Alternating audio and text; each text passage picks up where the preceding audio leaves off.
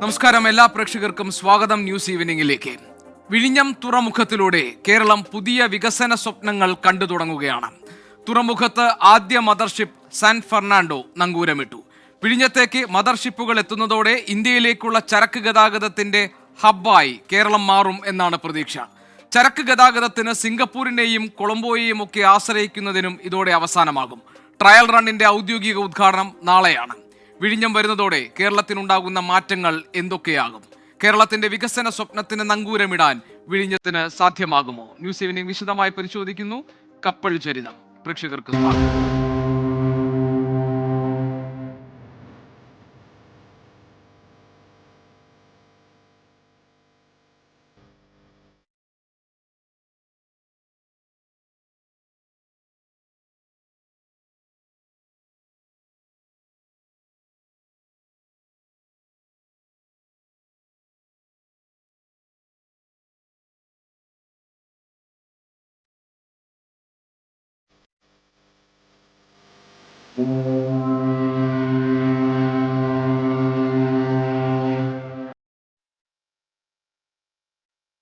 പതിറ്റാണ്ടുകൾ നീണ്ട കാത്തിരിപ്പിന് അവസാനമായി. കേരളത്തിന്റെ സ്വപ്ന പദ്ധതിയായ വിഴിഞ്ഞം തുറമുഖത്ത് കൂറ്റൻ മദർഷിപ്പ് അടുത്തു.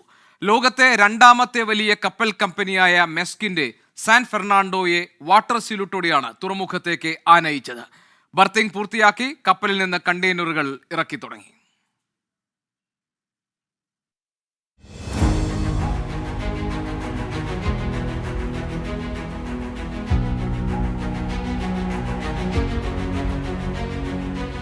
എനിക്ക് പിന്നിൽ കാണുന്ന സാൻ ഫെർണാണ്ടോ രാവിലെ 9:26 വിഴിഞ്ഞത്ത് ബർത്ത് ചെയ്തു. ഒരു ബുദ്ധിമുട്ടും കൂടാതെ, ഒരു സാങ്കേതിക പ്രതിസന്ധിയും നേരിടാതെ പടുകൂറ്റൻ മദർഷിപ്പുകൾക്ക് വിഴിഞ്ഞത്തെത്താമെന്ന് ഇതോടെ ലോകത്തിന് ബോധ്യപ്പെട്ടു. ഇനിയുള്ളത് ട്രയൽ റണ്ണിന്റെ മണിക്കൂറുകൾ. കേരളത്തിന്റെ വികസന സ്വപ്നങ്ങൾക്ക് ചിറകു നൽകി സാൻ ഫെർണാണ്ടോ ഇന്ത്യൻ സമുദ്രാതിർത്തി പിന്നിട്ടത് ഇന്നലെ അർദ്ധരാത്രി. രാവിലെ 7 മണിയോടെ സാൻ ഫെർണാണ്ടോ കേരളത്തിന്റെ കണ്ണിൽ തെളിഞ്ഞു.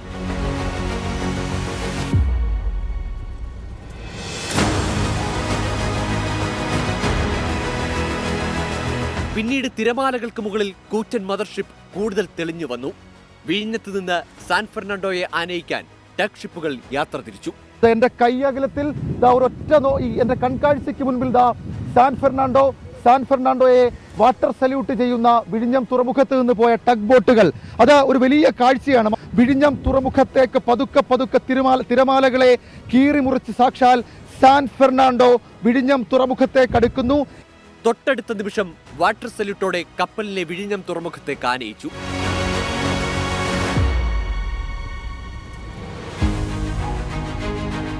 തുറമുഖ മന്ത്രി VN Vasavan birthing flag off ചെയ്തു.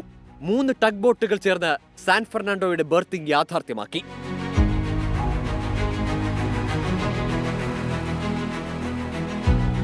പന്ത്രണ്ട് മണിയോടെ കൂറ്റൻ ക്രെയിനുകൾ കപ്പലിൽ നിന്ന് ചരക്കിറക്കി തുടങ്ങി. കഴിഞ്ഞ 22-ന് യാത്ര തിരിച്ച് സാൻ ഫെർണാണ്ടോ എത്തി നിൽക്കുന്നത് കേരളത്തിന്റെ സ്വപ്നങ്ങളിലാണ്. ലോകം വിഴിഞ്ഞത്തേക്ക് ഉറ്റുനോക്കുന്നു. കേരളത്തിനി വികസന നാളുകൾ. S വിജയകുമാറിനും ഷഫീദ് റാവുത്തറിനുമൊപ്പം അഖിൽ ഷാ അൻസാർ, 24 തിരുവനന്തപുരം. വിഴിഞ്ഞം തുറമുഖത്തേക്ക് ആദ്യമായി എത്തിയ മദർഷിപ്പിൽ നിന്നും കണ്ടെയ്നറുകൾ വിഴിഞ്ഞം തുറമുഖത്തേക്ക് ഇറക്കി തുടങ്ങി. ആ പ്രക്രിയയാണ് ഇപ്പോൾ നടന്നുകൊണ്ടിരിക്കുന്നത്. ഞങ്ങളുടെ പ്രതിനിധികൾ അല്പസമയത്തിനകം തന്നെ തത്സമയ വിവരങ്ങളുമായി നമുക്കൊപ്പം ചേരും. ഇപ്പോൾ അതിഥികളായി നമ്മളോടൊപ്പം ചേരുന്നു mother port action committee president Shri Elias John. അദ്ദേഹം പ്രമുഖ മാധ്യമ പ്രവർത്തകൻ കൂടിയാണ്. തുറമുഖ മന്ത്രി ശ്രീ VN വാസവനെയും വിഴിഞ്ഞം international seaport limited managing director Shrimati Divya സയ്യരെ ടെലിഫോൺ ലൈനിലും പ്രതീക്ഷിക്കുന്നുണ്ട് ഈ വൈകുന്നേരം. ശ്രീ ഏലിയാസ് ജോൺ, ആഗോളതലത്തിൽ ഈ തുറമുഖ സർക്യൂട്ടിലെ ഏറ്റവും നിർണായകമായ ഒരു കണ്ണിയായി വിഴിഞ്ഞം തുറമുഖം മാറുകയാണല്ലോ. ഏതൊക്കെ തരത്തിലുള്ള ഗുണഫലങ്ങളാണ് കേരളത്തിന് ഇതിലൂടെ ലഭിക്കാൻ പോകുന്നത്? എന്താണ് വിഴിഞ്ഞം തുറമുഖം നമ്മുടെ മുന്നിൽ തുറന്നിടുന്ന സാധ്യതകൾ?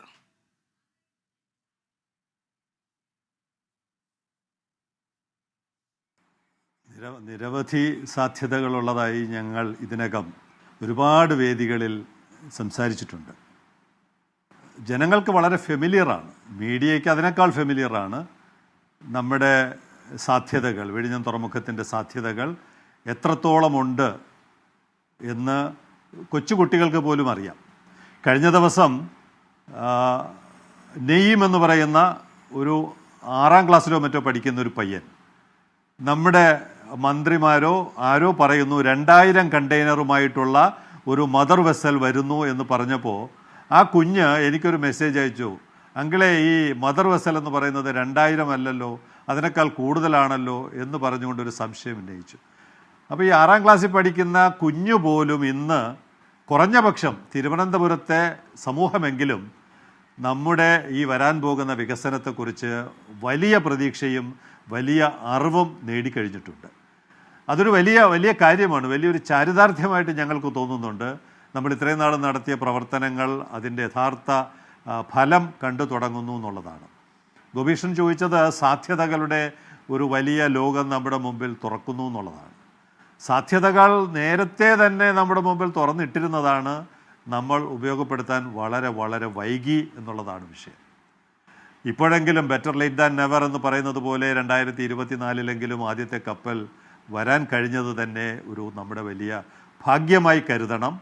കാരണം ഇത് വരാതിരിക്കുവാനുള്ള ഒരുപാട് പ്രവർത്തനങ്ങൾ ലോകത്തിൻ്റെ പല ഭാഗത്തും നടക്കുന്നുണ്ട്, ഇപ്പോഴും നടക്കുന്നുണ്ട്.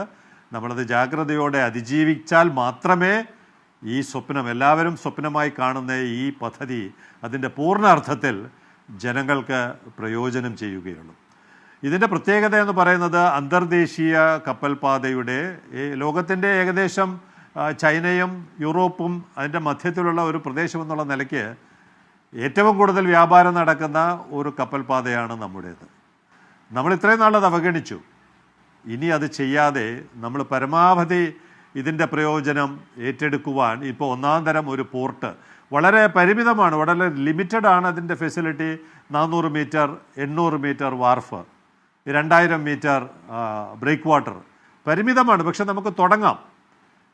ചൈനയിലെ നമ്മളെ പോലുള്ളൊരു പോർട്ട് മാക്സിമം ഷാങ്ഹായി ഈ 5 മാസത്തിനുള്ളിൽ അവർ കൈകാര്യം ചെയ്തത് ഏകദേശം 2.3 കോടി കണ്ടെയ്നറാണ്. 2.3 കോടി കണ്ടെയ്നർ. അപ്പോൾ ഇതിൻ്റെ ഒരു പൊട്ടൻഷ്യൽ പിടികിട്ടുന്നുണ്ടല്ലോ, നമുക്ക് എത്രത്തോളം വളരാൻ കഴിയും. നമ്മുടെ വിഴിഞ്ഞം കേവലം 10 ലക്ഷമാണ് ഫസ്റ്റ് സ്റ്റേജിൽ, 10 ലക്ഷം. അപ്പം നമുക്ക് എന്തുമാത്രം വളരാൻ കഴിയും എന്നുള്ളതാണ് ഈ കണക്കിലൂടെ ബോധ്യപ്പെടുന്നത്. ഒരു വലിയ റീജിയനെ നമുക്ക് കേറ്റർ ചെയ്യാൻ പറ്റും. ഇന്ത്യൻ ഓഷ്യൻ റിം നേഷൻ എന്ന് പറയുന്ന ഒരു വലിയ മാർക്കറ്റിനെ നമുക്ക് ട്രാൻസ്ഷിപ്മെൻറ്റിലൂടെ വളർത്താൻ പറ്റും. അതിൻ്റെ ഏറ്റവും വലിയൊരു കേന്ദ്രമായി നമുക്ക് കേരളത്തെയും സൗത്ത് ഇന്ത്യയും മാറ്റാൻ പറ്റും. പക്ഷെ ഒരു വലിയ വിഷൻ നമുക്ക് വേണം. ഈ ഒരു വലിയ സാധ്യതയുണ്ട്. ലോകത്തിൻ്റെ പ്രധാന കപ്പൽ പാതയുടെ ഓരത്തിരുന്ന് ഇങ്ങനെ ഒരു ഫെസിലിറ്റി, ഇങ്ങനെ ഒരു ഇൻഫ്രാസ്ട്രക്ചർ ഉണ്ടാക്കുമ്പോൾ അത് ഉപയോഗപ്പെടുത്തുന്നത് സംബന്ധിച്ച് വലിയ പഠനങ്ങളും വലിയ ആലോചനകളുടെയും ആവശ്യമുള്ള നാളുകളാണ് ഇനി വരുന്നത്. എല്ലാം അദാനി ചെയ്തുകൊള്ളും എന്നുള്ളൊരു കോംപ്ലസൻസി ഒരിക്കലും നമ്മുടെ ഭാഗത്തുനിന്നുണ്ടാകാൻ പാടില്ല. ഗവൺമെൻറ് വളരെ പ്രോ ആക്റ്റീവായിട്ട് ഈ പറയുന്ന ഒരു ഡെഡ് ലൈനിൽ ഇത് കപ്പലടിപ്പിക്കാൻ കഴിഞ്ഞത് ഒരു വലിയ നേട്ടമാണില്ല എന്ന് ഞാൻ പറയുന്നില്ല. പക്ഷേ അത് ഓരോ വീട്ടിലും ഓരോ കുടുംബത്തിലും ഓരോ വ്യക്തിക്കും അതൊരു ബെനിഫിറ്റായി മാറുന്നിടത്താണ് ഈ പദ്ധതി അതിൻ്റെ പൂർണ്ണ അർത്ഥം കാണുന്നത്. അതുകൊണ്ട് ഏറ്റവും വലിയ ഒരു കണ്ണായ സ്ഥലത്ത് വളരെ ക്രിട്ടിക്കലായിട്ടുള്ള ഒരു ലൊക്കേഷനിൽ നമുക്കൊരു പ്രൊജക്റ്റ് ചെയ്യാൻ പറ്റി. ഫസ്റ്റ് സെക്കൻഡ് സ്റ്റേജും തേർഡ് സ്റ്റേജും ഒക്കെ വരുന്നുണ്ടെങ്കിൽ പോലും നമുക്ക് ചെറുതായിട്ട് തുടങ്ങി പതിയെ നമുക്ക് വളർന്നാൽ ഇത് ഇന്ത്യയിലെ ഏറ്റവും വലിയൊരു മുത്തായിട്ട്, ഇവിടെ ക്രൂ ചേഞ്ച് നടന്ന സമയത്ത് ഈ ട്രേഡിൻ്റെ നമ്മുടെ ക്യാപ്റ്റന്മാരുടെ അഖിലേന്ത്യാ നേതാവായ ശ്രീ സഞ്ജയ് പഷാർ, ക്യാപ്റ്റൻ സഞ്ജയ് പഷാർ പേരിട്ട എന്താണെന്നറിയാമോ? നമ്മുടെ പോർട്ടിനെ കുറിച്ച്, നമ്മുടെ ഈ ക്രൂ ചേഞ്ച് നടന്ന ഫിഷിംഗ് ഹാർബറിനെ കുറിച്ച് അദ്ദേഹത്തെ പേര് ഡാർലിംഗ് പോർട്ട് ഓഫ് ഇന്ത്യ എന്നാണ്. Darling port of India. എന്ത് സൗകര്യമുണ്ട് നിങ്ങൾക്ക് എല്ലാവർക്കും അറിയാമല്ലോ. ഫിഷിംഗ് ഹാർബറിൻ്റെ ഒരു ചെറിയ വാർഫ്, അവിടെയുള്ള ആ സൗകര്യത്തിന് പോലും അവരിട്ട പേര് ഡാർലിംഗ് പോർട്ട് ഓഫ് ഇന്ത്യ എന്നാണ്. എന്ന് പറഞ്ഞാൽ ഇന്ത്യയിൽ ഇങ്ങനെ ഇത്രയും സൗകര്യമുള്ളൊരു പോർട്ടില്ല. വാർഫിന് നീളം കാണും, ബ്രേക്ക് വാട്ടറിന് നീളം കാണാം, അല്ലെങ്കിൽ ഹിൻഡർലാൻഡിൽ ഒരുപാട് കണക്ടിവിറ്റി ഉണ്ടാവാം, ഒരുപാട് ലാൻഡ് ഉണ്ടാവാം. പക്ഷേ ഈ ഇൻ്റർനാഷണൽ സീ റൂട്ടിൽ നിന്ന് ഇത്രയും ടേൺ അറൗണ്ട് ടൈം എന്ന് പറയും, വളരെ പെട്ടെന്ന് വന്ന് കാര്യം നിർവഹിച്ച് തിരിച്ചു പോകാൻ കഴിയുന്ന സ്ട്രാറ്റജിക്കലി ഐഡിയൽ ലൊക്കേഷൻ. അവിടെ ഇരുന്നു കൊണ്ട് നമുക്ക് സ്വപ്നങ്ങൾ എത്രത്തോളം നെയ്യാൻ പറ്റുമോ, സ്വപ്നങ്ങൾ എത്രത്തോളം കാണാൻ പറ്റുമോ, അതെല്ലാം നേടിയെടുക്കാൻ കഴിയുന്നതാണ് ഈ ഇൻഫ്രാസ്ട്രക്ചർ. പക്ഷേ അതിന് ഒരു ഫെസിലിറ്റേറ്ററിൻ്റെ റോൾ രണ്ട് ഗവൺമെൻറ്റും ഞാൻ പറയുന്നത് ബോത്ത് സെൻട്രൽ ആൻഡ് സ്റ്റേറ്റ് രണ്ടുപേരും വലിയ തോതിലുള്ള ഒരു ജാഗ്രത, വലിയ തോതിലുള്ള ഒരു പരിഗണന ഈ പ്രോജക്റ്റിന് നൽകി അതിനെ വളർത്താൻ ശ്രമിച്ചാൽ നമുക്കെല്ലാവർക്കും അഭിമാനിക്കാവുന്ന തരത്തിൽ വിഴിഞ്ഞം പോർട്ട് ഇന്ത്യയുടെ മുഴുവൻ രക്ഷയ്ക്ക്, ഇന്ത്യയുടെ മുഴുവൻ മോചനത്തിന് ഉതകുന്ന ഒരു പ്രൊജക്റ്റായിട്ട് മാറും. ഞങ്ങൾ ഈ ക്യാമ്പയിൻ തുടങ്ങുന്ന കാലത്തൊക്കെ ഞങ്ങൾ പറയുന്നത് ഇന്ത്യക്ക് പൊളിറ്റിക്കൽ ഫ്രീഡം കിട്ടിയിട്ടുണ്ട്, പക്ഷേ ഒരു സാമ്പത്തിക സ്വാതന്ത്ര്യം കിട്ടിയിട്ടില്ല. സാമ്പത്തിക സ്വാതന്ത്ര്യമാണ് ഈ കഴിഞ്ഞ 30 വർഷമായി നമ്മൾ നടത്തിയ സമരം. സാമ്പത്തിക സ്വാതന്ത്ര്യത്തിന് വേണ്ടിയുള്ള സമരം. അതിൻ്റെ തുടക്കം ജൂലൈ 11 കപ്പലെടുത്തു. ജൂലൈ 12 ഔപചാരികമായി അതിൻ്റെ ഉദ്ഘാടനം നടക്കുന്നതോടുകൂടി ഇപ്പോൾ തന്നെ 4 കപ്പലുകൾ അനൗൺസ് ചെയ്തിട്ടുണ്ട്. പിന്നാലെ വരുന്ന 3 കപ്പലുകൾ കൂടി വരുന്നുണ്ട്. അതിൻ്റെ തുടർച്ചയായിട്ട് MSCയുടെ കപ്പലുകൾ വരുന്നുണ്ട് എന്നാണ് മനസ്സിലാക്കുന്നത്. ഇനി എല്ലാ കമ്പനികൾക്കും വിഴിഞ്ഞത്തെ ഒഴിവാക്കാൻ പറ്റില്ല. കാരണം ഇപ്പോഴത്തെ സാഹചര്യം അതാണ്. സിംഗപ്പൂർ കൺജസ്റ്റഡ് ആണ്, കൊളംബോ കൺജസ്റ്റഡ് ആണ്. അവർക്കൊരു ഓൾട്ടർനേറ്റീവ് ഡെസ്റ്റിനേഷൻ എല്ലാ കപ്പൽ കമ്പനികളും ആഗ്രഹിക്കുന്നുണ്ട്. റെഡ് സീയുടെ പ്രോബ്ലം എല്ലാ ഡീവിയേഷനും സൗത്ത് ആഫ്രിക്ക ചുറ്റിപ്പോകുന്ന തരത്തിലാകുന്നത് കൊണ്ട് എല്ലാവർക്കും പുതിയൊരു ഡെസ്റ്റിനേഷൻ പോർട്ട് എല്ലാവരും ആഗ്രഹിക്കുന്നുണ്ട്. അത് വിഴിഞ്ഞത്തിന് വളരെ അനുകൂലമായ ഒരു ഘടകമാണ്.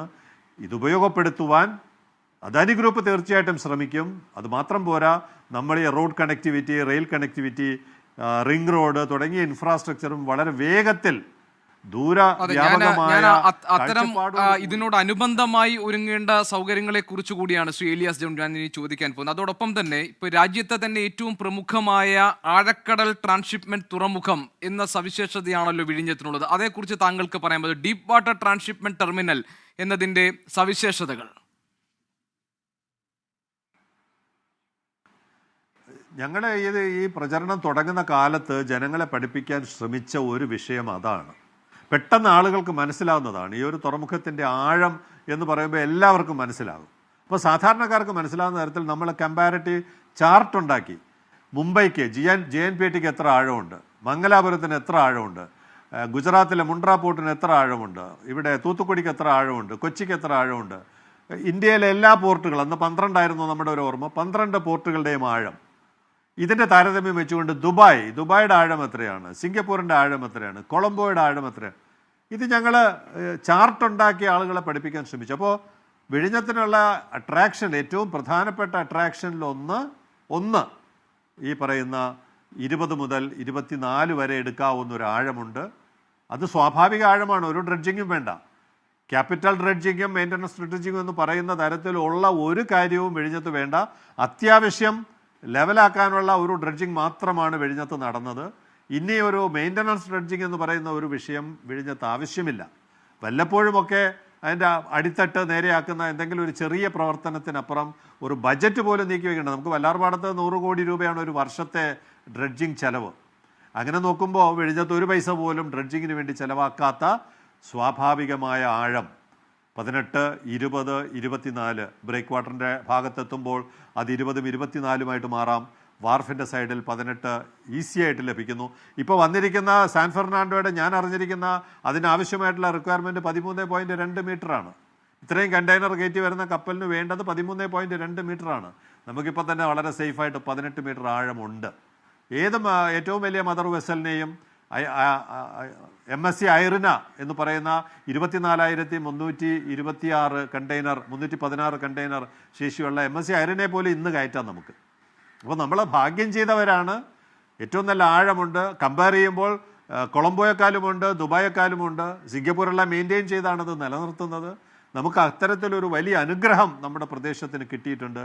അത് നമ്മൾ പരമാവധി ഉപയോഗപ്പെടുത്താൻ ശ്രമിക്കണമെന്നുള്ളതാണ് എൻ്റെ അഭ്യർത്ഥന. ശരി, ഞാൻ താങ്കളിലേക്ക് വരാം ശ്രീ ഏലിയാസ് ജോൺ. നമുക്കിതിൻ്റെ മറ്റ് ചില ആസ്പെക്റ്റ് കൂടി സംസാരിക്കേണ്ടതുണ്ട്. ഞാൻ താങ്കളിലേക്ക് വരാം. ഞങ്ങളുടെ പ്രതിനിധി S. വിജയകുമാർ ഇപ്പോൾ വിഴിഞ്ഞം തുറമുഖത്ത് നിന്ന് നമ്മളോടൊപ്പം തത്സമയം ചേരുന്നുണ്ട്. അവിടെ ഇപ്പോൾ നടക്കുന്നത് ഈ മദർഷിപ്പിൽ നിന്ന് കണ്ടെയ്നറുകൾ വിഴിഞ്ഞത്ത് ഇറക്കുന്ന പ്രക്രിയയാണെന്നാണ് ഞാൻ മനസ്സിലാക്കുന്നത്. വിജയകുമാർ നമ്മളോടൊപ്പം ചേരുന്നുണ്ട് ഏറ്റവും പുതിയ വിവരങ്ങളുമായി. വിജയകുമാർ, എനിക്കൊന്ന് 1930 കണ്ടെയ്നറുകളാണ് വിഴിഞ്ഞത്ത് ഇറക്കുമെന്ന് പറഞ്ഞിരുന്നത്.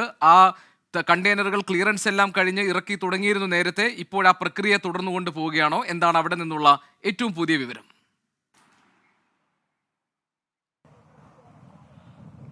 ഗോപി, ഈ കണ്ടെയ്നറുകൾ ഇന്ന് രാവിലെ ഇവിടെ ബർത്ത് ചെയ്ത ഈ കപ്പലിൽ നിന്ന് കണ്ടെയ്നറുകൾ ഇവിടെ പോർട്ടിലേക്ക് ഇറക്കി വെക്കുന്ന ജോലി തുടരുകയാണ്. നേരത്തെ ഈ ക്രെയിനുകൾ, ഈ ഓട്ടോമേറ്റഡ് ക്രെയിനുകൾ, അതിൻ്റെ പ്രവർത്തനക്ഷമത ആദ്യഘട്ടത്തിൽ പരിശോധിച്ചിരുന്നു. അതിനുശേഷം ആ ക്രെയിനുകൾ നന്നായി പ്രവർത്തിക്കുന്നുണ്ടെന്ന് ഉറപ്പുവരുത്തിയ ശേഷമാണ് ഇപ്പോൾ കണ്ടെയ്നറുകൾ ഇറക്കിയിരിക്കുന്നത്. നമ്മൾ രാവിലെ ഈ ദൃശ്യങ്ങളിൽ കാണുമ്പോൾ കപ്പലിൽ ഉണ്ടായിരുന്ന കണ്ടെയ്നറുകളിൽ ഒരു ഭാഗം ഇവിടെ പോർട്ടിന്റെ ബർത്ത് പ്ലേസിൽ നിന്ന് മാറ്റി ഇവിടേക്ക് ഇപ്പോൾ നീക്കിയിട്ടുണ്ട്. ആ കണ്ടെയ്നറുകളാണ് ഇപ്പോൾ അവിടെ ഒരു ഭാഗത്തുള്ളത്. നാളെ ഈ ചടങ്ങുകൾക്ക് ശേഷം, അതായത് നാളെ ഈ ട്രയൽ റൺ ഔദ്യോഗികമായി പ്രഖ്യാപിക്കുന്ന ഔദ്യോഗിക ചടങ്ങ്, മുഖ്യമന്ത്രിയും കേന്ദ്രമന്ത്രിയും ഒക്കെ പങ്കെടുക്കുന്ന ആ ചടങ്ങിന് ശേഷം ഈ മറ്റു കപ്പലുകൾ ചെറിയ കപ്പലുകൾ ഇവിടേക്ക് എത്തുകയും ഈ കണ്ടെയ്നറുകൾ അവിടെ നിന്ന് മറ്റു സ്ഥലങ്ങളിലേക്ക്, മറ്റു തുറമുഖങ്ങളിലേക്ക് കൊണ്ടുപോവുകയും ചെയ്യും. അതാണ് ഇനിയുള്ള ഒരു പ്രധാനപ്പെട്ട ജോലി. അപ്പോൾ യഥാർത്ഥത്തിൽ ഈ വലിയ ഒരു മദർഷിപ്പിന് ഇവിടേക്ക് എത്താം എന്ന് പ്രൂവ് ചെയ്യുന്ന രാവിലെ അതാണ് ഏറ്റവും ക്രൂഷ്യലായിരുന്ന ഒരു 1.5 മണിക്കൂറായിരുന്നു അത്. പുറംകടലിൽ നിന്ന് ടഗുകളുടെ സഹായത്തോടെ ഈ ഭീമൻ മദർഷിപ്പ് തുറമുഖത്തേക്ക് എത്തിക്കുക, അത് വിജയകരമായി പൂർത്തിയാക്കി. യാതൊരു സാങ്കേതിക ബുദ്ധിമുട്ടുമില്ലാതെ, ഏതെങ്കിലും തരത്തിലുള്ള പ്രതിസന്ധിയുമില്ലാതെ. നമ്മൾ നേരത്തെ എന്താണോ വിഴിഞ്ഞത്തിൻ്റെ കാര്യത്തിൽ നമ്മൾ അവകാശപ്പെട്ടത്, അത് 100% ശരിയാണെന്ന് ലോകത്തിന് കാണിച്ചു കൊടുക്കാൻ പറ്റുന്ന തരത്തിൽ വളരെ സുഗമമായി തന്നെ ആ വലിയ കപ്പലിന് തുറമുഖത്തേക്ക് എത്താൻ കഴിഞ്ഞു. ഏതാണ്ട് 400 മീറ്റർ നീളമുള്ള ബർത്ത് പ്ലേസിൽ നിറഞ്ഞു നിൽക്കാൻ, അല്ലെങ്കിൽ അവിടേക്ക് വളരെ സുഗമമായി ടഗുകൾക്ക് ഈ കപ്പലിനെ, ഈ വലിയ മദർഷിപ്പിനെ കൊണ്ടുവന്ന് അവിടെ നിർത്താൻ കഴിഞ്ഞു. അങ്ങനെ ഏതാണ്ട് ഒരു 9:45 കൂടി അതിൻ്റെ ബർത്തിങ് എന്ന് നമ്മൾ പറയുന്ന, സാങ്കേതിക അർത്ഥത്തിൽ പറയുന്ന അതിൻ്റെ നങ്കൂരമിടൽ കഴിയുകയും ചെയ്തു. അതിനുശേഷം പിന്നീട് ഒരു 1.5 മണിക്കൂറുകൾക്ക് ശേഷമാണ് ഈ ക്രെയിനുകൾ ഉപയോഗിച്ച് ഈ കപ്പലിൽ നിന്ന് ഇവിടേക്ക് കണ്ടെയ്നറുകൾ ഇറക്കി വെച്ചത്. അത് ആ ജോലിയിലും ഏതെങ്കിലും തരത്തിലുള്ള പ്രതിസന്ധിയോ തടസ്സമോ ഉണ്ടായിട്ടില്ല. അതുകൊണ്ട് വിഴിഞ്ഞം ഒരു ട്രാൻസ്ഷിപ്മെന്റ് കണ്ടെയ്നർ ടെർമിനൽ എന്ന നിലയിൽ പ്രവർത്തന സജ്ജമായി എന്ന് നമുക്ക് ഈ ഘട്ടത്തിൽ വിലയിരുത്താൻ കഴിയും. ശരി വിജയകുമാർ, ഏതായാലും ഇന്ത്യയിലെ മറ്റൊരു തുറമുഖത്തിനും അവകാശപ്പെടാൻ ഇല്ലാത്ത അത്രയും ശേഷിയുള്ള 8 ഷിപ്പ് ടു ഷോർ ക്രെയിനുകളാണ് ഒരുക്കിയിരിക്കുന്നത്. അത് ഉപയോഗിച്ചുകൊണ്ടാണ് ഈ കണ്ടെയ്നറുകൾ ഇറക്കിക്കൊണ്ടിരിക്കുന്നത്. വിജയകുമാർ, ഇനി ഇതുമായി ബന്ധപ്പെട്ട് ഇപ്പോൾ ഇന്ന് ട്രയൽ റണ്ണിന് വേണ്ടിയുള്ള ഒരുക്കങ്ങൾ, അതിൻ്റെ ഔപചാരികമായ ഉദ്ഘാടനം നാളെ നടക്കാനിരിക്കുന്നു. മദർഷിപ്പ് വന്നു, അതിൻ്റെയൊക്കെ സന്തോഷത്തിലും ആഹ്ലാദത്തിലും കേരളം ഒന്നാകെ നിൽക്കുമ്പോഴും വിവാദങ്ങൾ നിഴൽ പരത്തുന്നുണ്ടല്ലോ ഈ സംഭവങ്ങളിൽ. ഇപ്പോൾ ഉദാഹരണത്തിന് ഈ തുറമുഖത്തിന് നാമകരണം സംബന്ധിച്ച കാര്യങ്ങളിൽ ഇതിനോടകം തന്നെ പ്രതിപക്ഷം ഒരു ആവശ്യം ഉന്നയിച്ചു കഴിഞ്ഞു. ഉമ്മൻചാണ്ടിയുടെ പേരിലായിരിക്കണം ഈ തുറമുഖം ഉണ്ടാകേണ്ടത് എന്ന്. മറ്റൊന്ന്, പ്രതിപക്ഷ നേതാവിനെ ഈ ചടങ്ങിലേക്ക് ക്ഷണിച്ചില്ല, അദ്ദേഹത്തെ ഒഴിവാക്കി നിർത്തിക്കൊണ്ടാണ് ഈ ചടങ്ങ് നടത്തുന്നത്. അതുകൊണ്ട് ഈ തുറമുഖത്തിൻ്റെ പൂർത്തീകരണം സംബന്ധിച്ച കാര്യങ്ങളിൽ ക്രെഡിറ്റ് എടുക്കാൻ വേണ്ടി സർക്കാർ ഏകപക്ഷീയമായി ശ്രമിക്കുന്നു എന്ന ആക്ഷേപം ഉയർന്നു വരുന്നുണ്ട്. ഈ വിവാദങ്ങൾ ഏതെങ്കിലും തരത്തിൽ ഇതിൻ്റെ ശോഭയെ കെടുത്തുന്നുണ്ടോ? മാത്രമല്ല, ലത്തീൻ സഭ ഒരുപക്ഷെ നാളത്തെ ഔദ്യോഗികമായ ചടങ്ങിൽ നിന്ന് വിട്ടുനിന്നേക്കുമെന്നൊക്കെയുള്ള സൂചനകൾ പുറത്തു വരുന്നുണ്ട്. ഇതിൻ്റെ വിവരങ്ങൾ ലഭ്യമാണോ? ഗോപി, വിഴിഞ്ഞം തുറമുഖ പദ്ധതിയെ പറ്റി നമ്മൾ ഏതാണ്ട് പതിറ്റാണ്ടുകളായി കേരളത്തിൽ എത്രയോ ചർച്ചകൾ നടക്കുന്നുണ്ട്, എത്രയോ രാഷ്ട്രീയ സംവാദങ്ങൾ ഈ വിഷയത്തിൽ നടക്കുന്നുണ്ട്. ആ ഘട്ടത്തിലൊക്കെ ഇതൊരു രാഷ്ട്രീയ വിവാദ വിഷയം കൂടി തന്നെയാണ്. അപ്പോൾ ഇന്ന് ഈ പദ്ധതി അതിൻ്റെ ഒരു പ്രധാന ഘട്ടം പിന്നിടുമ്പോൾ ആരാണ് ഈ പദ്ധതി കേരളത്തിലേക്ക് കൊണ്ടുവന്നത്, ആരുടെ കാലത്താണ് ഇത് സാധ്യമാകുന്നത്, അത്തരം അവകാശവാദങ്ങളിന്മേലുള്ള ചർച്ചകളും തുടരുകയാണ്. ഇപ്പോൾ ഉമ്മൻചാണ്ടിയുടെ പേര് ഈ പദ്ധതിക്ക് നിർദ്ദേശിക്കണമെന്ന് പ്രതിപക്ഷം നേതാക്കൾ ആകെ ആവശ്യപ്പെടുന്നുണ്ട്. അദ്ദേഹമാണ് ഈ പദ്ധതിയെ മുന്നോട്ട് കൊണ്ടുപോകാൻ ഏറെ കഠിനാധ്വാനം ചെയ്തത് എന്നതാണ് പ്രതിപക്ഷത്തിൻ്റെ വാദം.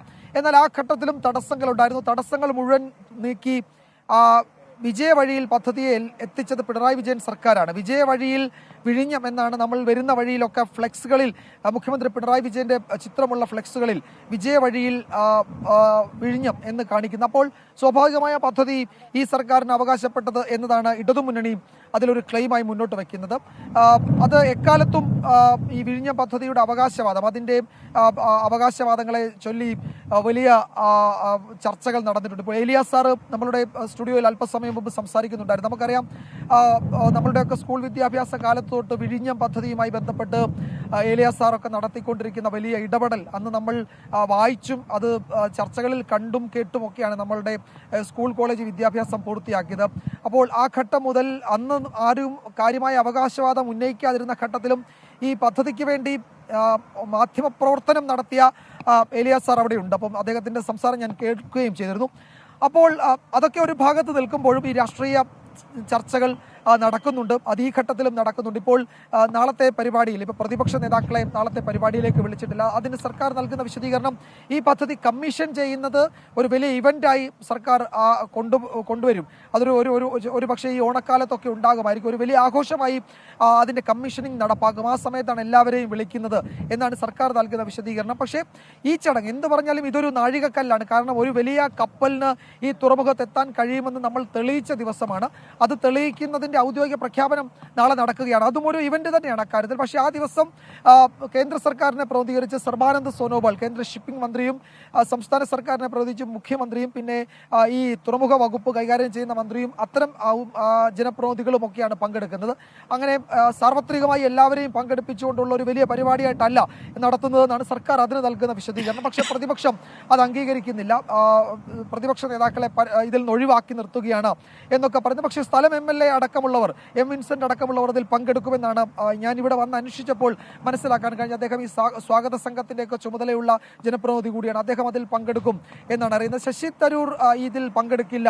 ഈ പുനരധിവാസവും ഒക്കെയായി ബന്ധപ്പെട്ട് ഇപ്പോഴും ചില തർക്കങ്ങൾ ഉള്ളതുകൊണ്ട് അദ്ദേഹം അതിൽ പങ്കെടുക്കില്ല. പക്ഷേ പദ്ധതിക്കെതിരല്ല, ഞാൻ അതിൽ പങ്കെടുക്കാൻ ഇപ്പോഴത്തെ നിലയിൽ തിരുവനന്തപുരം MP എന്ന നിലയിൽ താൻ വേണ്ട സഹായങ്ങളൊക്കെ ചെയ്യും, സഹകരണം ഉണ്ടാകും, പിന്തുണ ഉണ്ടാകും. പക്ഷേ ചടങ്ങിൽ പങ്കെടുക്കില്ല. കാരണം പുനരധിവാസം അടക്കം മത്സ്യത്തൊഴിലാളികളുടെ ആവശ്യങ്ങളിൽ തീരുമാനമാകാത്തത് കൊണ്ടാണ് ചടങ്ങിൽ നിന്ന് വിട്ടുനിൽക്കുന്നതെന്നാണ് ശശി തരൂർ അറിയിച്ചിരിക്കുന്നത്. എസ് വിജയകുമാർ ഞങ്ങളുടെ പ്രതിനിധി വിഴിഞ്ഞത്ത് നിന്നും വിഴിഞ്ഞം തുറമുഖത്ത് നിന്നും ഏറ്റവും പുതിയ വിവരങ്ങൾ നമ്മളുമായി പങ്കുവയ്ക്കുകയായിരുന്നു. ശ്രീ ഏലിയാസ് ജോൺ, വിഴിഞ്ഞം മദർ പോർട്ട് ആക്ഷൻ കമ്മിറ്റി പ്രസിഡന്റും പ്രമുഖ മാധ്യമ പ്രവർത്തകൻ, അദ്ദേഹം നമ്മളോടൊപ്പമുണ്ട്. ശ്രീ ഏലിയാസ് ജോൺ, താങ്കൾ നേരത്തെ സൂചിപ്പിച്ചതുപോലെ ഇതിന്റെ വളർച്ച അല്ലെങ്കിൽ ഈ തുറമുഖത്തിന്റെ തുടർ നടപടികൾ ഇവിടെ നിന്ന് പോകരുത്. ഇതിന് 2-3 ഘട്ടമൊക്കെ ഉണ്ട്.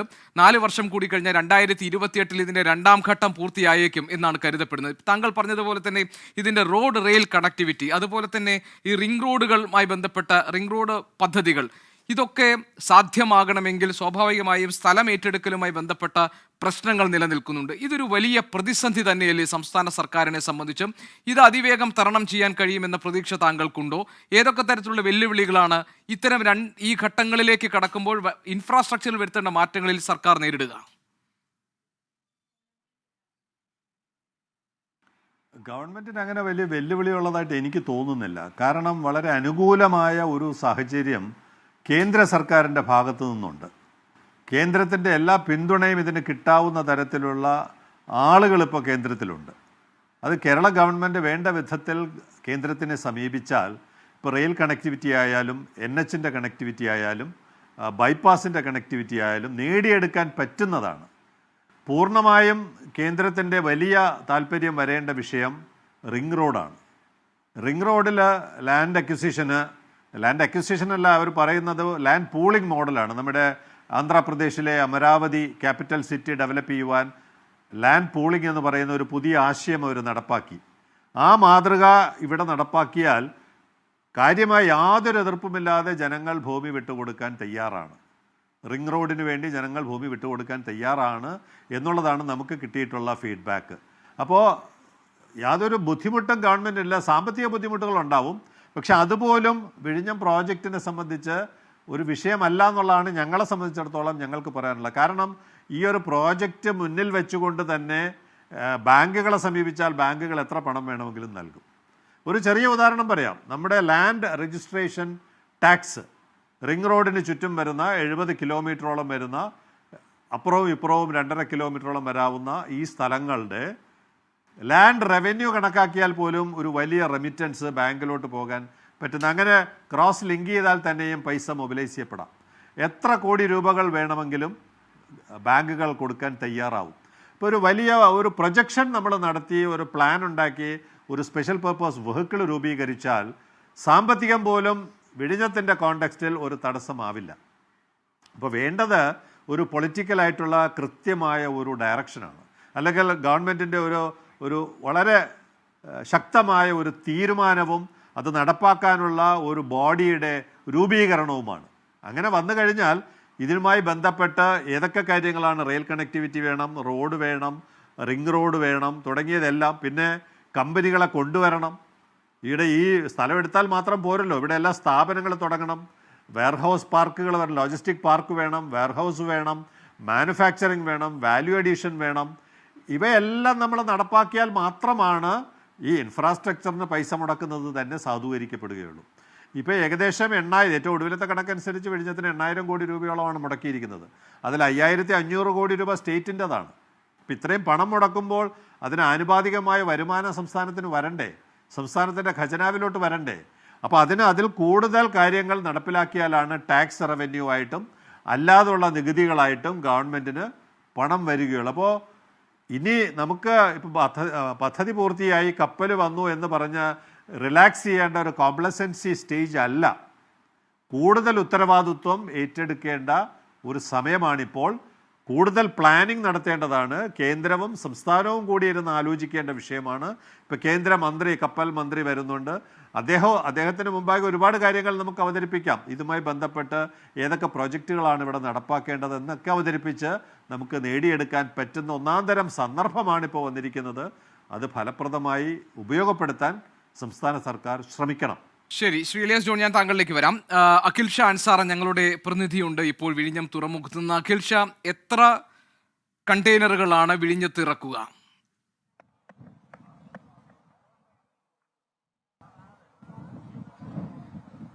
ഗോപികൃഷ്ണൻ, നിലവിൽ എത്തിയിരിക്കുന്ന മദർഷിപ്പായ സാൻ ഫെർണാണ്ടോയിൽ ഏതാണ്ട് 1960ഓളം കണ്ടെയ്നറുകൾ അത് തിരുവനന്തപുരം വിഴിഞ്ഞം തുറമുഖത്ത് ഇറക്കുമെന്നുള്ളതാണ് ഏറ്റവും പ്രധാനമായി നമുക്കറിയുന്നത് പോലെ. നമുക്ക് ദൃശ്യങ്ങളിൽ കാണാം. ആ ദൃശ്യങ്ങളിൽ കാണുന്നത് തന്നെ നമ്മുടെ മദർഷിപ്പ്, വിഴിഞ്ഞത്തേക്ക് എത്തിയ ആദ്യ മദർഷിപ്പായ സാൻ ഫെർണാണ്ടോയാണ്. ആ സാൻ ഫെർണാണ്ടോയിൽ നിന്ന് 1960 കണ്ടെയ്നറുകളാണ് നിലവിൽ ഈ തുറമുഖത്തേക്ക് ഇറക്കിക്കൊണ്ടിരിക്കുന്നത്. നമുക്ക് ആ ദൃശ്യങ്ങളിൽ കാണുന്നത് പോലെ തന്നെ കപ്പലിന് മുകളിലായി നമുക്ക് കാണാൻ കഴിയുന്ന ഷിഫ്റ്റ് ഷോർ ക്രെയിനുകൾ, ആ ഷിഫ്റ്റ് ഷോർ ക്രെയിനുകൾ ഉപയോഗിച്ചാണ് ഈ കപ്പലുകളിൽ നിന്ന് കണ്ടെയ്നറുകൾ മുകളിലേക്ക് ഉയർത്തുകയും അതിനുശേഷം അത് ഈ തുറമുഖത്തേക്ക് കൊണ്ടുപോവുകയും ചെയ്തത്. അതിന് പിന്നാലെ യാർഡ് ക്രെയിനുകൾ ഉപയോഗിച്ചുകൊണ്ടാണ് ഇത് തുറമുഖത്തെ കണ്ടെയ്നർ യാർഡിലേക്ക് മാറ്റുന്നത്. എന്തായാലും ഇന്നും നാളെയുമാകും ഇതുമായി ബന്ധപ്പെട്ട് ഈ കണ്ടെയ്നറുകൾ പുറത്തേക്കിറങ്ങുന്ന പ്രവർത്തനങ്ങൾ നടക്കുക. നാളെയാണ് ഔദ്യോഗിക ചടങ്ങിൽ മുഖ്യമന്ത്രി പിണറായി വിജയന്റെയും അതുപോലെ തന്നെ കേന്ദ്ര ഷിപ്പിംഗ് മന്ത്രി സർബാനന്ദ സോനോവാളിന്റെയും നേതൃത്വത്തിലുള്ള ഒരു സ്വീകരണം കപ്പലിന് നൽകും. അതിനുശേഷം വൈകിട്ടോട് തന്നെ ഇത്തരത്തിൽ കണ്ടെയ്നറുകൾ മുഴുവൻ വിഴിഞ്ഞത്തിറക്കിയതിനു ശേഷം കപ്പൽ യൂറോപ്പിലേക്ക് യാത്ര തിരിക്കുമെന്നുള്ളതാണ് നിലവിൽ തുറമുഖ അധികൃതർ ഉൾപ്പെടെ നമ്മളെ അറിയിക്കുന്നത്. എന്തായാലും ഈ കപ്പൽ പോയതിനു ശേഷം, നാളത്തെ പരിപാടിയും കഴിഞ്ഞ് കപ്പൽ ഇവിടെ നിന്ന് പോയതിനു ശേഷം 2 ഫീഡർ കപ്പലുകൾ അത് മഹാരാഷ്ട്രയിൽ നിന്നും അതുപോലെ തന്നെ ഗുജറാത്തിലെ തുറമുഖത്ത് നിന്നും വിഴിഞ്ഞത്തെത്തും. അത് ഇങ്ങോട്ടേക്കുള്ള യാത്ര തിരിച്ചിട്ടുണ്ട്.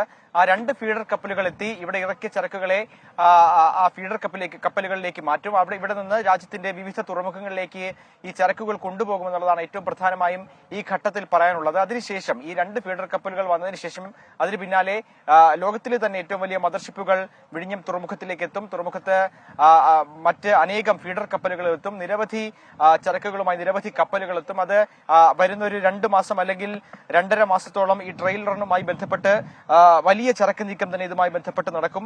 എന്തായാലും വൻ പ്രവർത്തനങ്ങൾ ഇത്തരത്തിൽ നടക്കുന്നത് ഈ നവംബർ മാസത്തോടു കൂടി തന്നെ ഈ ട്രയൽ റണ്ണും പൂർത്തിയാക്കി കമ്മീഷൻ ചെയ്യാൻ കഴിയുമെന്നുള്ളതാണ് ഇപ്പോൾ നിലവിൽ സർക്കാർ വിലയിരുത്തുന്നത്.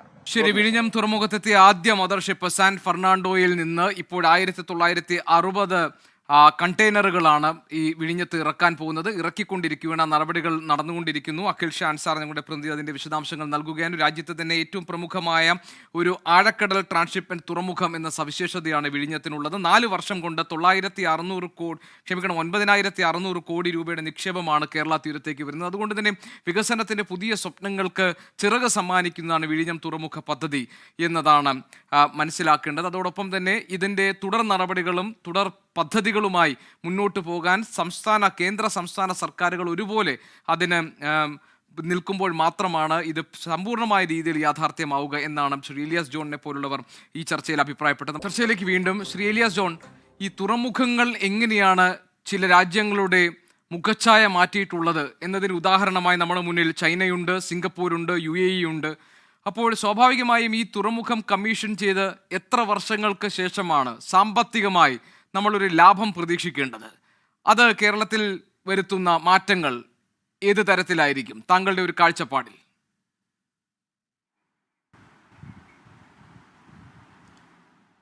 പോർട്ടിൻ്റെ വരുമാനം 15 വർഷം കഴിഞ്ഞിട്ടെന്നുള്ളതാണ് എഗ്രിമെൻറ്റ്.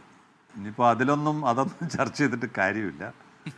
കേരളത്തിന് വരാൻ പോകുന്ന മാറ്റം തുറമുഖത്ത് അടുക്കുന്ന കപ്പലുകൾക്ക് അനുബന്ധമായ പ്രവർത്തനങ്ങൾ ഒരുക്കുന്നതിലൂടെയാണ് ഈ നാട്ടിൽ ഇനി മാറ്റമുണ്ടാക്കേണ്ടത്.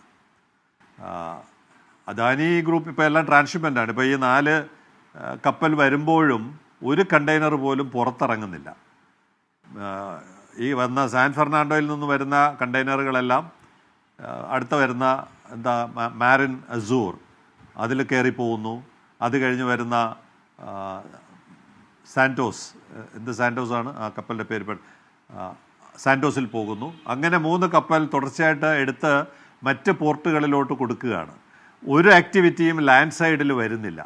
അപ്പോൾ ഇതാണ് ട്രാൻസ്ഷിപ്മെൻറ്റ്. പക്ഷേ ഇനി കുറച്ച് മാസങ്ങൾ കൂടി കഴിഞ്ഞ് നമ്മുടെ കമേഴ്ഷ്യൽ ഓപ്പറേഷൻ തുടങ്ങുമ്പോൾ ലാൻഡ് സൈഡിലുള്ള ആക്ടിവിറ്റീസ് തുടങ്ങും. ചരക്ക് പുറത്തോട്ട് പോകും, പുറത്തുനിന്നുള്ള ചരക്ക് അകത്തോട്ട് വരും. ഇതിൻ്റെ തുടർച്ചയായിട്ട് അനുബന്ധ പ്രവർത്തനങ്ങൾ നടത്തുമ്പോഴാണ് അത് വരുമാനമായി സംസ്ഥാനത്തിന് മാറുന്നത്. ഇപ്പോൾ ഉദാഹരണത്തിന് നമ്മൾ ദുബായ് എടുത്താലും സിംഗപ്പൂർ എടുത്താലും, ദുബായാണ് നമുക്ക് എല്ലാവർക്കും പരിചയമുള്ള ഒരു സ്ഥലം. ഏറ്റവും കൂടുതൽ പരിചയമുള്ള സ്ഥലം ദുബായിയാണ്. ഞാൻ മനസ്സിലാക്കുന്നത് അവരുടെ ജാഫ്സ എന്ന് പറയും, ജബലാലി ഫ്രീ സോൺ, അവിടെ 5000-ഓളം കമ്പനികൾ പ്രവർത്തിക്കുന്നുണ്ട്. ആ പോർട്ടിൻ്റെ ഫ്രീ സോണിനകത്ത് ലോകം മുഴുവനുമുള്ള 5000-ഓളം കമ്പനികൾ പ്രവർത്തിക്കുന്നു എന്ന് പറഞ്ഞാൽ എന്തുമാത്രം റോ മെറ്റീരിയൽ അവിടെ വരുന്നു, എന്തുമാത്രം ഫിനിഷ്ഡ് പ്രോഡക്ട്സ് പുറത്തു പോകുന്നു, എത്രത്തോളം ആളുകൾ ജോലി ചെയ്യുന്നു, ആ ജോലി ചെയ്യുന്ന ആളുകൾക്ക് വേണ്ടി വരുന്ന താമസ സൗകര്യം, അവരുടെ ഭക്ഷണം, അവരുടെ കുടിവെള്ളം, അവരുടെ എൻ്റർടൈൻമെൻറ്റ്, അവരുടെ മക്കളുടെ വിദ്യാഭ്യാസം, അവരുടെ ഹെൽത്ത് കെയർ തുടങ്ങിയൊരു ചെയിൻ ഓഫ് ആക്ടിവിറ്റിയാണ് ഒരു സമൂഹത്തിൽ ഒരു തുറമുഖം അല്ലെങ്കിൽ അതുപോലുള്ള വൻകിട ഇൻഫ്രാസ്ട്രക്ചർ കൊണ്ടുവരുമ്പോൾ സംഭവിക്കുന്നത്. ഈ സമൂഹത്തിൽ ഇതിൻ്റെ ഇക്കണോമിക് ഇമ്പാക്റ്റ് പെർക്കലേറ്റ്സ് ഡൗൺ എന്ന് പറയും. ഇങ്ങനെ കിനിഞ്ഞിറങ്ങും. ഒരു ആക്ടിവിറ്റിയുടെ ഭാഗമായിട്ട് സമൂഹത്തിൻ്റെ എല്ലാ ഭാഗങ്ങളിലോട്ടും അതിൻ്റെ ചലനം മുന്നോട്ട് പോകും. ഞാനൊരു ലളിതമായ കണക്ക്, നമുക്ക് എല്ലാവർക്കും മനസ്സിലാകുന്ന ഒരു കണക്ക്, ഒരു 3-4 മാസം മുമ്പ് എറണാകുളത്ത് നിന്ന്, കൊച്ചിയിൽ നിന്ന് ഒരു ടീം നമ്മുടെ പോർട്ട് സന്ദർശിക്കുവാൻ ഇവിടെ വന്നിരുന്നു. ഒരു 10-15-20 പേരുണ്ട്. അവരൊരു സംഘമായിട്ട് അവിടുത്തെ ട്രേഡിൻ്റെ ഭാഗമായിട്ട് നിൽക്കുന്ന ആളുകളാണ്. അവിടുത്തെ എക്സ്പോർട്ടിങ്, ഇമ്പോർട്ടിങ്, ഫ്രൈറ്റ് ഫോർവേഡിങ് തുടങ്ങിയ കാര്യങ്ങൾ, CHA തുടങ്ങിയ ആളുകളാണ് വന്നത്. അവർ പോർട്ടിൽ പോയി പോർട്ടിൽ സംസാരിച്ചു. എല്ലാം കഴിഞ്ഞ് തിരിച്ചു വരുന്ന വഴിക്ക് നമ്മുടെ നഗരത്തിലെ ഒരു ഹോട്ടലിൽ കയറി ഭക്ഷണം കഴിച്ചു. ഭക്ഷണം കഴിച്ചപ്പോൾ ഞാൻ അവരുടെ കൂടെ ഉണ്ടായിരുന്നു. ഞാൻ അവരുടെ ആ ബില്ല് ഞാൻ വാങ്ങി നോക്കി. എത്ര രൂപയാണ് അവർ ബില്ല് അടയ്ക്കുന്നത്? 13,000 രൂപയാണ്. 13,000 രൂപയാണ് പോർട്ട് വരുന്നത് കൊണ്ട് പോർട്ടുമായി യാതൊരു ബന്ധവുമില്ലാതെ 10-20 കിലോമീറ്റർ ഇപ്പുറമുള്ള ഒരു ഹോട്ടലിന് 13,000 രൂപ കിട്ടി. ഈ പോർട്ടില്ലെങ്കിൽ അങ്ങനെ ഒരു യാത്ര നടക്കുമോ? ഇങ്ങനെ 13 പേര് ആ ഹോട്ടലിനകത്ത് കയറുമോ? അപ്പോൾ നേരിട്ട് യാതൊരു ബന്ധവുമില്ലാത്ത ആളുകൾക്ക് പോലും വരുമാനം കിട്ടുന്നതിൻ്റെ ഒരു ബെസ്റ്റ് എക്സാമ്പിളാണ് ഈ ഹോട്ടലിന് കിട്ടിയ 13,000 രൂപ. അപ്പോൾ ഇത് ഒരു കേസാണ്. ഞങ്ങൾ അത് കഴിഞ്ഞിട്ടിപ്പോൾ 2-3 ദിവസം മുമ്പ് ഗുജറാത്തിൽ നിന്നും ചെന്നൈയിൽ നിന്നും നമ്മുടെ തിരുവല്ലയിൽ നിന്നും 3 പേർ ഇവിടെ വന്നു. ഞങ്ങളിവിടുത്തെ ഒരു മാളിൽ പോയിരുന്ന് കുറേ നേരം സംസാരിച്ചു. ഞാൻ പോകുമ്പോൾ അവിടെ അവർ KFC എന്നോ മറ്റോ ഉള്ള ഭക്ഷണ സാധനങ്ങൾ വാങ്ങി കഴിച്ചുകൊണ്ടിരിക്കുകയാണ്. അത് കഴിഞ്ഞപ്പോൾ ഞങ്ങളെല്ലാവരും കൂടി മാറിയിരുന്ന് ഇപ്പുറത്ത് ഒരു ചായ കുടിക്കാൻ വേണ്ടി വേറൊരു സ്ഥലത്ത് കയറിയിരുന്നു. ഇവർ 3 പേര് വന്നത് എന്തുകൊണ്ടാണ്? വിഴിഞ്ഞം തുറമുഖം ഉള്ളതുകൊണ്ടാണ്. അതിലൊരാൾ വൈകുന്നേരം വിമാനത്താവളത്തിൽ കയറിപ്പോയി. ഇവിടുന്ന് വിമാനത്താവളത്തിന് വിമാന ടിക്കറ്റ് വിറ്റു. വിമാനത്താവളത്തിന് യാത്ര ചെയ്ത ഇനത്തിലുള്ള ഫീ കിട്ടുന്നു. എങ്ങനെ സംഭവിച്ചു? തുറമുഖമുള്ളതുകൊണ്ട്. അപ്പോൾ ഇതാണ് ഈ ഒരു ഇക്കോണമിയിൽ ഒരു ഇൻഫ്രാസ്ട്രക്ചർ, ഇതുപോലുള്ളൊരു ഇൻഫ്രാസ്ട്രക്ചർ വരുമ്പോൾ ഒരുപാട് ആളുകൾ, ഫുട്ഫോൾസ് എന്ന് പറയും, അതിൻ്റെ ഇക്കണോമിക്സിലെ എൻ്റെ ടെർമിനോളജി ഫുട്ഫോൾസ് ആണ്. എത്രത്തോളം ആളുകൾ വരുന്നു, ഒരു മൊബൈൽ മൂവിങ് പോപ്പുലേഷൻ എത്രത്തോളം പേർ വരുന്നു, അതെല്ലാം ഈ സമൂഹത്തിൽ വിവിധ പർച്ചേസുകളായിട്ട് വിവിധ സേവനങ്ങൾ സ്വീകരിക്കുന്നതിലൂടെ ഒക്കെ അവർ നമ്മുടെ നാട്ടിൽ പണം സ്പെൻഡ് ചെയ്യുകയാണ്. അപ്പോൾ അങ്ങനെ ഒരു ഇക്കോണമിയെ പലതരത്തിൽ സഹായിക്കാൻ കഴിയുന്ന ഒരു ബെസ്റ്റ് എക്സാമ്പിൾ ദുബായിലുണ്ട്, സിംഗപ്പൂരിലുണ്ട്, സലാലയിലുണ്ട്, പോർട്ട് ക്ലാങ്ങിലുണ്ട്, കൊളംബോയിലുണ്ട്, നമ്മുടെ പോർട്ട് നഗരങ്ങളിലുണ്ട്, മുംബൈയിലുണ്ട്, ചെന്നൈയിലുണ്ട്, കൊച്ചിയിലുണ്ട്. ആ രീതിയിൽ അതിനേക്കാൾ ബൃഹത്തായ തരത്തിൽ ഇനി നമ്മുടെ തിരുവനന്തപുരത്ത് സംഭവിക്കാൻ പോവുകയാണ്. അത് തിരുവനന്തപുരം മാത്രമല്ല, അന്യ ജില്ലകളിലോട്ട് വളരെ പെട്ടെന്ന് തന്നെ അതിൻ്റെ മാറ്റം ഉണ്ടാകും. വളരെ കാലം മുമ്പ് തന്നെ ഈ വിഴിഞ്ഞം തുറമുഖത്തിന്റെ ഗുണങ്ങൾ എന്തൊക്കെയാണ്, അത് വരേണ്ടതിന്റെ ആവശ്യകത എന്തൊക്കെയാണ് എന്ന് പറയുകയും ബോധവൽക്കരണം നടത്തുകയും അതിന്റെ പ്രധാനപ്പെട്ട ഒരു പ്രചാരണത്തിന്റെ ചുക്കാൻ പിടിക്കുകയും ഒക്കെ ചെയ്തിട്ടുള്ള ആളാണ് താങ്കൾ. സ്വാഭാവികമായും ഇന്നത്തെ ദിവസം എന്ന് പറഞ്ഞാൽ താങ്കളെ സംബന്ധിച്ച് വ്യക്തിപരമായി കൂടി അത് ഒരു സാക്ഷാത്കാരത്തിന്റെയും സന്തോഷത്തിന്റെയും ഒക്കെ നിമിഷങ്ങൾ സമ്മാനിക്കുന്നുണ്ടാകും എന്നെനിക്കറിയാം.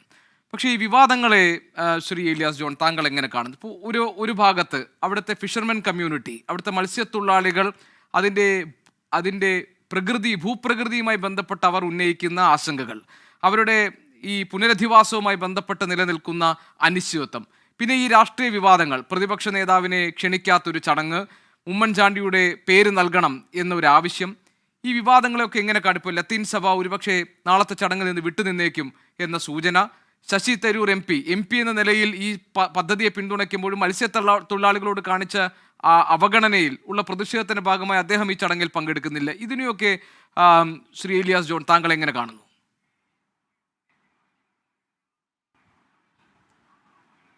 ഞാൻ ഈ രാഷ്ട്രീയമായ വിഷയങ്ങളിൽ എല്ലാവരും സഹകരിക്കേണ്ട ഒരു വിഷയമാണിത് എന്നാണ് ഞാൻ മനസ്സിലാക്കുന്നത്. എല്ലാവരുടെയും കൂട്ടായ പരിശ്രമം. ഇതിപ്പോൾ ഏതെങ്കിലും ഒരു ഗവൺമെൻറ്റിൻ്റെ അവരുടെ മാത്രം നേട്ടമായിട്ട് നമുക്കിതിനെ കാണാൻ പറ്റില്ല. നമുക്കറിയാമല്ലോ, ശ്രീ ഉമ്മൻചാണ്ടിയുടെ കാലത്താണ് ഇതിന് നിർമ്മാണം ആരംഭിക്കുന്നത്. അപ്പോൾ തീർച്ചയായിട്ടും അവർക്കിതിനകത്തൊരു വലിയ പങ്കുണ്ട്. പിണറായി വിജയൻ സർക്കാരിന് ഇത് പൂർത്തിയാക്കാനുള്ള ഭാഗ്യം സിദ്ധിച്ചു. ഇനി ഈ പറയുന്ന തരത്തിൽ പാരിസ്ഥിതിക പ്രശ്നങ്ങൾ, മത്സ്യത്തൊഴിലാളികളുടെ പ്രശ്നങ്ങൾ, എൻഡ് ഓഫ് ദ ഡേ ഈ പ്രോജക്റ്റിലൂടെ ഞങ്ങൾ മുന്നോട്ട് വയ്ക്കുന്നത് ഈ സമൂഹത്തിലെ എല്ലാ ജനങ്ങളുടെയും ഉന്നമനമാണ്. മത്സ്യത്തൊഴിലാളികളെ മാറ്റി നിർത്തിക്കൊണ്ടുള്ള ഉന്നമനമല്ല, ഇൻക്ലൂസീവ് ഗ്രോത്താണ്. മത്സ്യത്തൊഴിലാളികളും സമൂഹത്തിലെ എല്ലാ ജനങ്ങൾക്കും പ്രയോജനം ചെയ്യുന്ന തരത്തിലുള്ള ഒരു പ്രോജക്റ്റാണ് ഞങ്ങൾ 30 വർഷമായിട്ട് സംസാരിച്ചു കൊണ്ടിരിക്കുന്നത്. അതിൽ ഇത്തരം കേവലം രാഷ്ട്രീയപരമായ ഭിന്നത അത് ഗുണം ചെയ്യില്ല. അത് ബന്ധപ്പെട്ടവർ അത് മനസ്സിലാക്കേണ്ടതാണ്. മത്സ്യത്തൊഴിലാളികൾക്ക് എന്തെങ്കിലും ആശങ്കകളുണ്ടെങ്കിൽ അത് ഗവൺമെൻറ് പരിഹരിക്കണം. അതിനകത്തൊന്നും യാതൊരു സംശയവുമില്ല. ഗവൺമെൻറ്റിന് ചെയ്യാൻ പറ്റുന്ന പരമാവധി കാര്യങ്ങൾ ഗവൺമെൻറ് ചെയ്യണം. ഞാൻ പറഞ്ഞില്ലേ, ഈ പ്രൊജക്റ്റിനെ എതിർത്ത ആളുകളെയെല്ലാം ആ എതിർപ്പിനെ ഞാനിപ്പോൾ വളരെ പോസിറ്റീവായിട്ടാണ് കാണുന്നത്. എനിക്ക് അവരോട് ഒരു ശത്രുതയുമില്ല.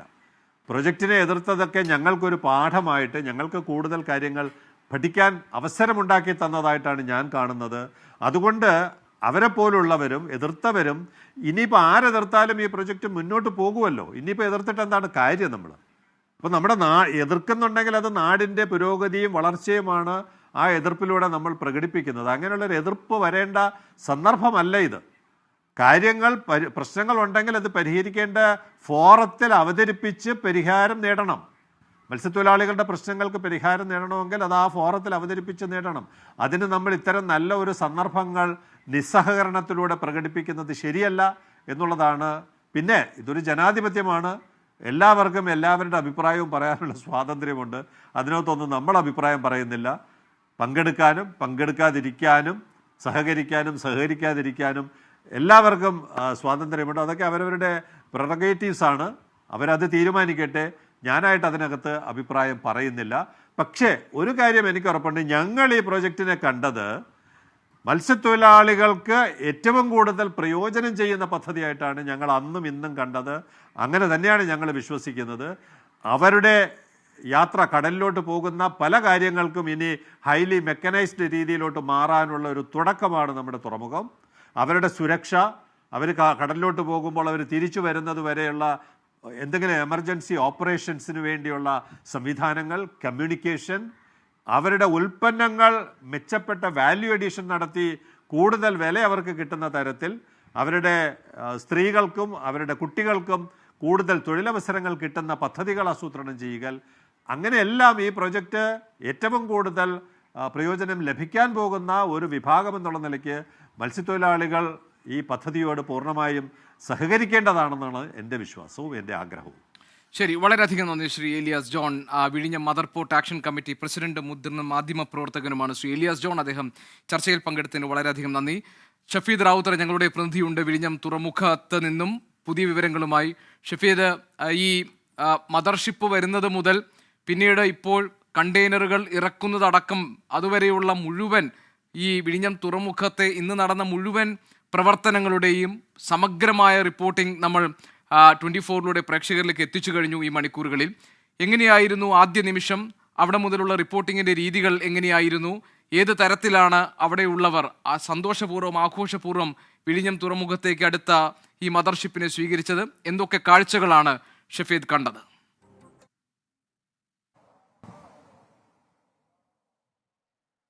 ഗോപികൃഷ്ണൻ, നമ്മളും ഈ സാധാരണ മനുഷ്യരെ പോലെ അതല്ലെങ്കിൽ നമ്മൾ ഈ വിഴിഞ്ഞത്തുകാരെ പോലെ വലിയ കൗതുകത്തിലായിരുന്നു. കാരണം എന്താണ് ഈ സംഭവിക്കാൻ പോകുന്നുള്ള കാര്യത്തിൽ നമുക്കൊരു വ്യക്തതയുമില്ല, നമ്മൾ മുൻപ് കണ്ട കാഴ്ചയുമില്ല. അങ്ങനെ കൂടിയാണ് അത് ചരിത്രത്തിലേക്ക് ഇടം പിടിക്കുന്നത്. എനിക്ക് പിന്നിൽ കാണുന്ന ഈ സ്ഥലം ഇപ്പോൾ തന്നെ ലോകത്തിന്റെ കപ്പൽ ഭൂപടത്തിൽ അല്ലെങ്കിൽ തുറമുഖ ഭൂപടത്തിൽ അടയാളപ്പെടുത്തിയിരിക്കുന്നു. പല പ്രത്യേകതകൾ കൊണ്ട്.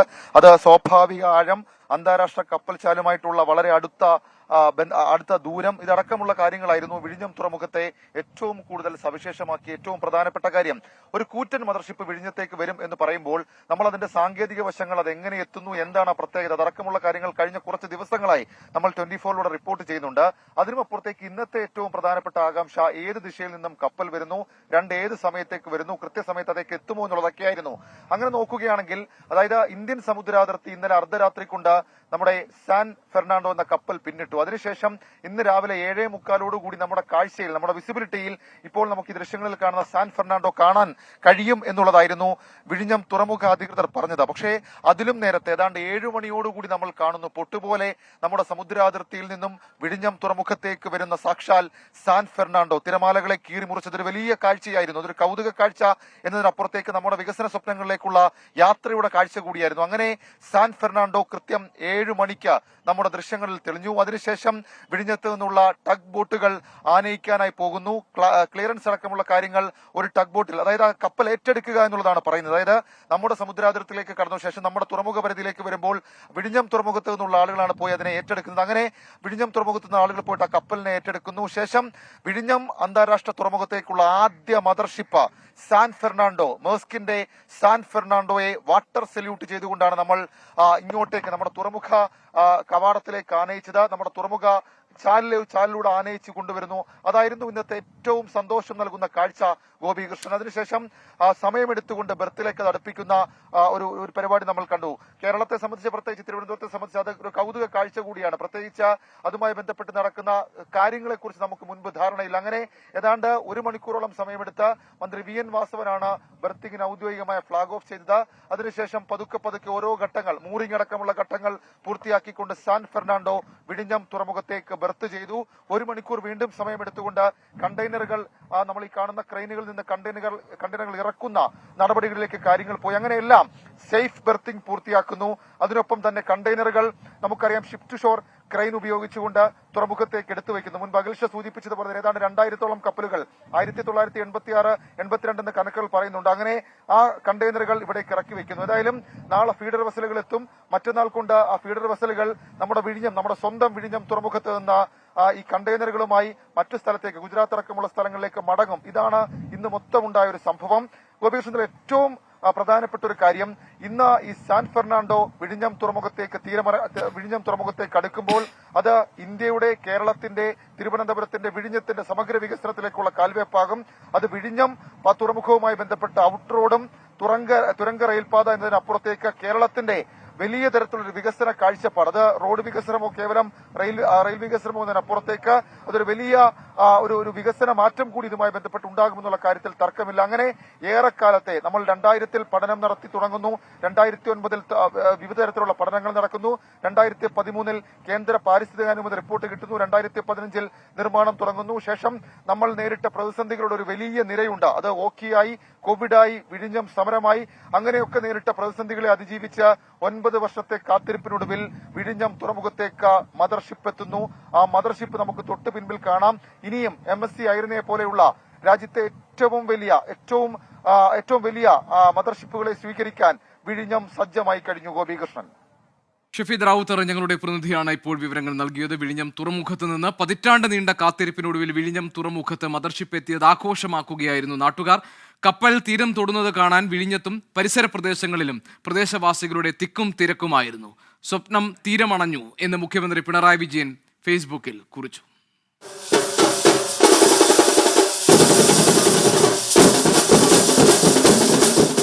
അന്താരാഷ്ട്ര തുറമുഖമെന്ന വർഷങ്ങൾ നീണ്ട സ്വപ്നം യാഥാർത്ഥ്യമാകുമ്പോൾ വിഴിഞ്ഞ നിവാസികൾ സന്തോഷത്തിലാണ്.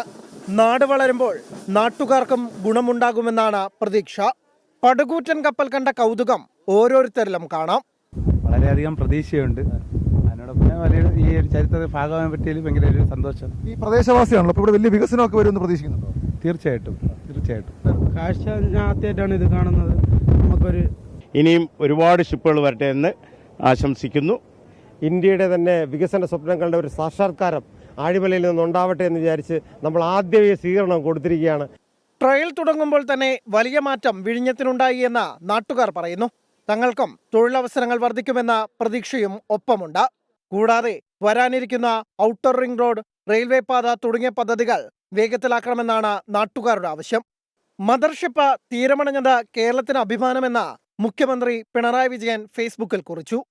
വിഴിഞ്ഞത്ത് കപ്പലെടുക്കുമ്പോൾ നാട്ടുകാർക്കും പ്രദേശവാസികൾക്കും വലിയ ആത്മവിശ്വാസമാണ്. തൊഴിൽ സാധ്യതകളും കച്ചവട സാധ്യതകളും വർദ്ധിക്കുമെന്നുള്ള പ്രതീക്ഷയിലാണ് നാട്ടുകാർ.